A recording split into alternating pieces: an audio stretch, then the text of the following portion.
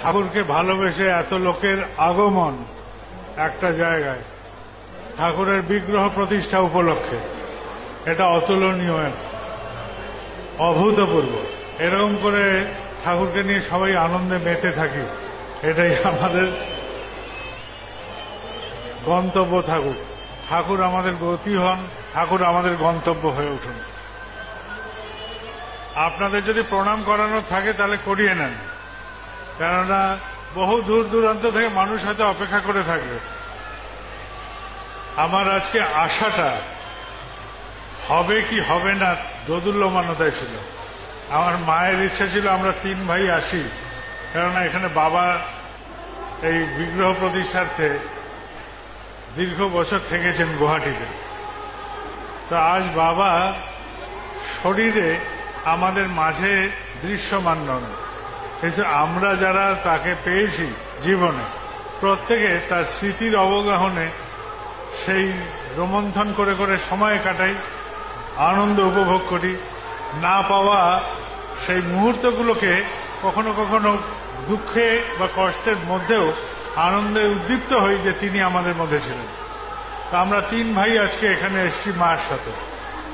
আমরা যখন প্রথম আসি তখন সব ছোট ছোট ছিলাম, আজকে আমরা সব বড় হয়েছি, আমাদের বাচ্চারা বড় হয়ে গেছে।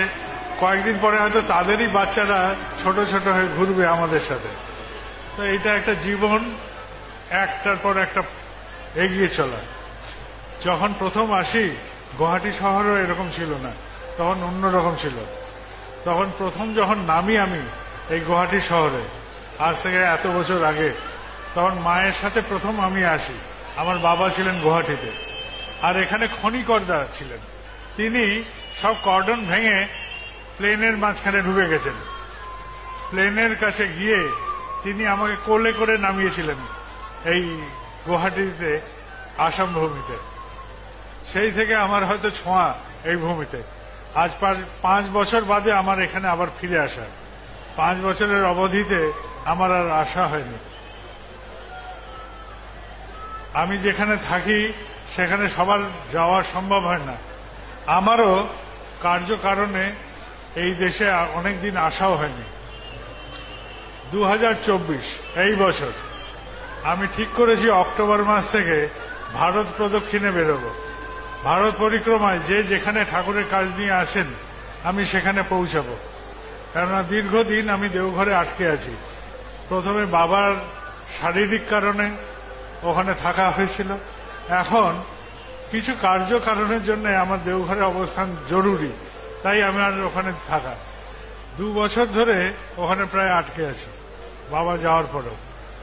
সময় কাটছে, আমরাও এগিয়ে যাব। কোনো না কোনো সময় আমি এবার বেরোবো দেশের মাঠে, তখন আবার আপনাদের এখানে আসা যাবে। আজকে আমার এখানে আসা খুব স্বল্প সময়ের জন্য, আমি বেশিক্ষণ থাকবো না। আজকে বিকেলেই আমি আবার ফিরে যাব। আমার সাথে আমার ভাই সিপাহীদা এসছেন, গতকাল আমার মায়ের সাথে আমার ছোট ভাই বিঙ্কিদাও এসেছিলেন।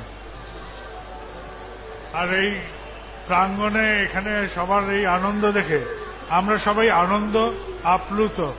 আর এই আনন্দ নিয়েই আমরা ফিরে যাব আমাদের নিজেদের কর্মজগতে, নিজেদের পরিবারে, নিজেদের প্রিয়জনের কাছে, নিজেদের অভ্যস্ত জীবনে। কিন্তু এই জীবনের এই মুহূর্তটা যা আমরা দেখছি, যা আমরা উপভোগ করছি, সেটা আমাদের উদ্দীপনা ছড়াক, আমাদের ক্ষুদ্র জীবনটাকে মহৎ করার প্রয়াস করুক। সবাই আনন্দে থাকি, সবাই ঠাকুরকে ভালোবেসে এগোতে যেতে পারি জীবনে। জয় গুরু।